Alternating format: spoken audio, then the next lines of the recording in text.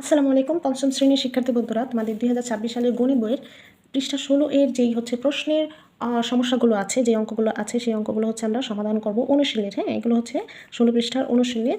তো 8 নম্বরে দেওয়া আছে কি, কোনো বাড়িতে 98,000 গ্রাম চাল আছে, তাদের যদি প্রতিদিন 650 গ্রাম চাল লাগে তবে কততম দিনে চাল শেষ হবে। এখানে কি বলেছে, উত্তর অবশ্যই ক্রমবাচক সংখ্যা হবে। ক্রমবাচক সংখ্যা মানে কি, এই যে হচ্ছে প্রথম, দ্বিতীয়, তৃতীয়, এগুলোকে বলা হয় ক্রমবাচক সংখ্যা। তো উত্তরটা আমাদের হচ্ছে এরকম ক্রমবাচক সংখ্যায় কিন্তু লিখতে হবে।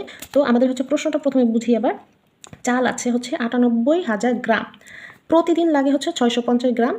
সেই একদিনে যদি 650 গ্রাম চাল লাগে, তাহলে এই যে 98,000 গ্রাম চাল কত দিনে শেষ হবে, হ্যাঁ, সেটা আমাদের কাছে চেয়েছে। এখন কথা হচ্ছে এখানে কিন্তু চাল যতগুলো আছে তার থেকে হচ্ছে কি দিন অবশ্যই কি হবে, কম হবে। কারণ আমরা জানি যে হচ্ছে একদিনে হচ্ছে 650 গ্রাম চাল লাগে, তার মানে কি দিন কম, চালের পরিমাণ হচ্ছে বেশি। দিন কম, চালের পরিমাণ বেশি। আমাদের কাছে উত্তর চেয়েছে কি দিন, তাহলে যেটা উত্তর যখন কম চাইবে, মানে উত্তরের মান যখন হচ্ছে কি হবে, সংখ্যায় কম হবে, তখন আমাদের সেটা কী করে বের করতে হবে, ভাগ করে। তাহলে আমাদের প্রথমে লিখতে হবে 650 গ্রাম চাল লাগে একদিনে। দেখো আমাদের কি বলেছে, 650 গ্রাম চাল লাগে একদিনে। যেহেতু উত্তর আমাদের দিনে আসবে, সো দিনটা হচ্ছে কোন পাশে থাকবে, ডান দিকে থাকবে।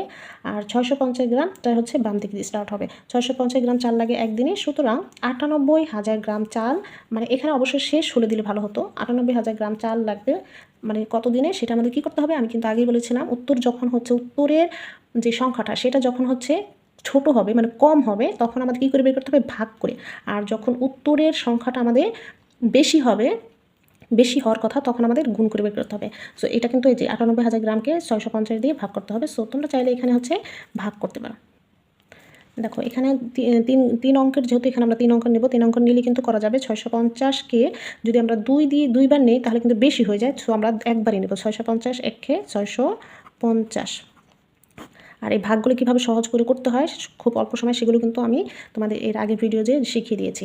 0 থেকে 0 বিয়োগ করবো, 8 থেকে 5 বিয়োগ করলে থাকে 3, 9 থেকে 6 বিয়োগ করলে থাকে 3। এখন এখান থেকে একটা 0 নিয়ে আসবো। এবার হচ্ছে কি 3300, এখানে আছে আমাদের 600, ধরো 600 সামথিং, যাই হোক 6 ঘর নামতে পারবো। 5 6 30, আই থিঙ্ক আমাদের হচ্ছে 5 দিয়ে করলেই হয়ে যাবে। তো তারপর আমরা এখানে একটু রাফ করে দেখব। 5 0 0, 5 6 30, 5 0 0, 5 5 25, 5 হাতে আছে 2, 5 6 30, আর 2 কত 32। তার মানে এটা দিলেই হয়ে যাচ্ছে আমাদের। 5 বার নিতে হবে, 5 বার নিলে 3250।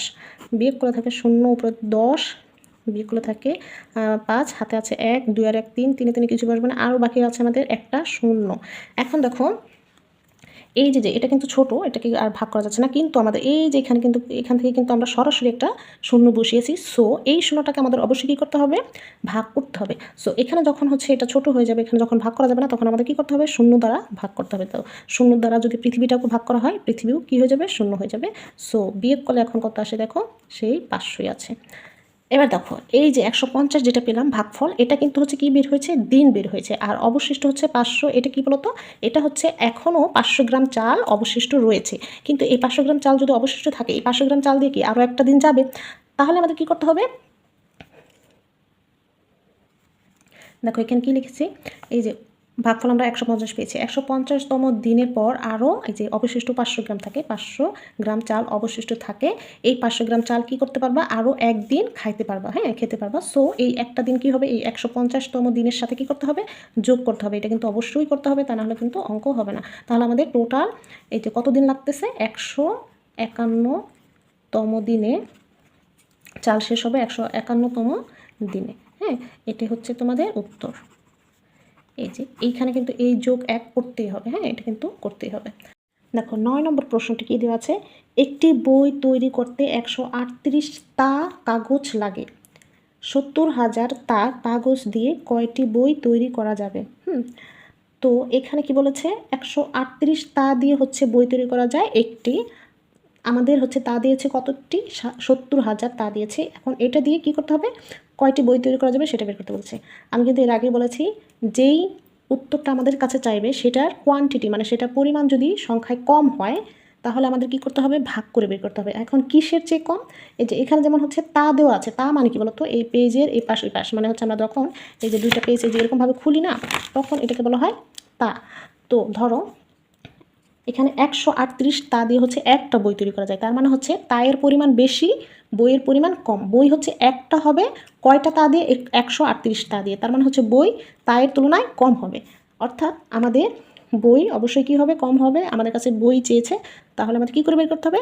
ভাগ করে। তাহলে আমরা লিখব কীভাবে? এই যে 138 তা কাগজ দিয়ে বই তৈরি হয় একটি। তাহলে এই যে এভাবে লিখতে হবে, 138 তা কাগজ দিয়ে বই তৈরি হয় একটি, সুতরাং 70,000 তা দিয়ে বই কয়েকটি তৈরি হবে সেটা আমাদের কিন্তু ভাগ করে বের করতে হবে। তো এখানে আমরা হচ্ছে এই ভাগটি করব, 138 ভাগ 70,000। এখন এখানে হচ্ছে 3 ঘর, মানে 3 অঙ্ক নিব, এখানেও 3 অঙ্ক নিলে কিন্তু আমাদের হয়ে যাবে। তো এখানে আছে আমাদের একের ঘর, এখানে হচ্ছে 7, তাহলে 7 যদি দিই, 7 একে 7, কিন্তু এখানে আমাদের শূন্য আছে, এখানে 38ও গুণ করতে হবে। সো 7 দিলে কিন্তু আমরা বুঝতেই পারতেছি বেশি হয়ে যাবে। প্রথমে আমরা তাহলে কি করতে পারি? 6 দিয়ে, কিংবা আরেকটু কম 5 দিয়ে দেখি। এই যে 138 গুণ 5, 5 বার যদি দিই, 5 8 40, শূন্য হাতে আছে 4, 3 5 15 আর 4 কত? 19, 19 9 হাতে আছে 1, 5 একে 5 আর 1 কত? 6। দেখো 690, তার মানে 700 কাছাকাছি। তার মানে হচ্ছে আমাদের 5 বাড়ি যাবে, এই 3 ঘরের মাথায় কিন্তু 5টা বসাতে হবে। এখানে হচ্ছে 690, তো 700 থেকে 690 বিয়োগ করে থাকে 10, এখান থেকে একটা শূন্য নামাবো আমরা। এখান থেকে দেখো একটা শূন্য নামালে কিন্তু কি হচ্ছে না? 138 দিয়ে ভাগ করা যাচ্ছে না, আমাদের এখান থেকে আরও একটা শূন্য নামাতে হবে। তবে অবশ্যই কি করতে হবে? এখানে সরাসরি কিন্তু দুইটা অঙ্ক কিন্তু একই ধাপে নামানো যাবে না। সেক্ষেত্রে আমাদের কী করতে হবে? এখানে একটা শূন্য দিয়ে এটাকে ভাগ করে বিয়োগ করতে হবে। বিয়োগ করলাম, এরপর বাকি শূন্যটা কিন্তু নামাইতে হবে। এটা কিন্তু ভাগের নিয়ম। যখন দুইটা অঙ্ক তুমি একই ধাপে আমাদের লাগবে ভাগ করার জন্য, তখন কিন্তু দুইটা অঙ্ক একই ধাপে নেওয়া যাবে না। একটা অঙ্ক নিয়ে সেটাকে শূন্য দ্বারা ভাগ করে তারপর বিয়োগ করতে হবে এখানে, তারপর হচ্ছে বাকি অঙ্কটা নিতে হবে। তা না হলে কিন্তু তোমাদের ভাগ হবে না। হ্যাঁ, এরপর হচ্ছে কী করতে হবে? এখন 1000কে ভাগ করা যায় কত দিয়ে? 1000কে আমরা হচ্ছিল প্রথমে 8 দিয়ে দেখব, কারণ 9 দিয়ে দিলে আই থিঙ্ক 9 একে 9 মানে হচ্ছে 900 বেশি হয়ে যাবে, আরও সাথে যেহেতু 38 আছে আমরা তাহলে 8 দিয়ে দেখব। 8 দিয়ে যদি গুণ করে দেখি, 8 8 64, 4 হাতে আছে 6, 3 8 32 আর 8 8 64, 4 হাতে আছে 6, 3 8 32 আর 6 কত? 38, 38 8 হাতে যাচ্ছে 3, 8 একে 8 8 3 11, তাও কিন্তু অনেক বেশি হয়ে গিয়েছে। এবার যদি আমরা হচ্ছে 6 দিয়ে যদি দেখি এখানে দেখি,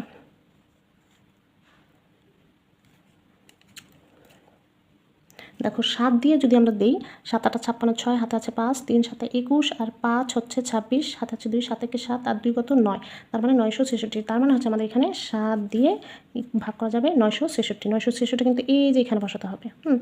966। এখন যদি বিয়োগ করি তাহলে হচ্ছে কত থাকে? উপরে 10 থেকে 4 হাতে আছে 1, 6 1 7, 10 থেকে 7 গেলে থাকে 3 হাতে আছে 1, 10 0। তাহলে আমাদের হচ্ছে এই 34 কি থাকে? অবশিষ্ট। আর এই 507 হচ্ছে 507টা কী হবে বলো তো? বই তৈরি হবে। আর 34 তা হচ্ছে কী হয়ে থাকবে? অবশিষ্ট থাকবে। এখানে কিন্তু 34 তা দিয়ে কিন্তু বই তৈরি করা যাবে না, শুধু এখানে অবশিষ্ট করে লিখলেই হয়ে যাবে। সো দেখো এটাই হচ্ছে আমাদের উত্তর। সুতরাং 507টি বই তৈরি করা যাবে এবং 34 তা কাগজ অবশিষ্ট থাকবে।